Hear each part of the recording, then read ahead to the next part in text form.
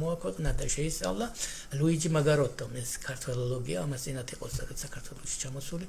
და მან ყველა დეტალით და ნიუანსით იპოვა ის წერილები, რაც ერეკლემ გააგზავნა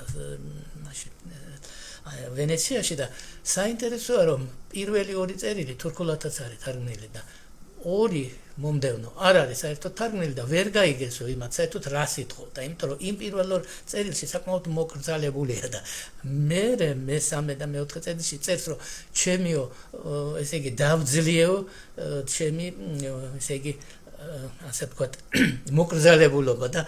აღარ მერიდება რომ ფული გთხოვოთო ჯარისთვის რომ ჯარი შევქმნა ერთი პოლკიო, მაგრამ ეს მესამე და მეოთხე წერილი არც კი განუხილია თქ, იმიტომ რომ ქართულად იყო და ქართულის ახლა იქ თარჯიმანი ვინ იქნებოდა და პირველი ორი კიდევ თურქულად, თურქული მაშინ გააგრძელებული იყო.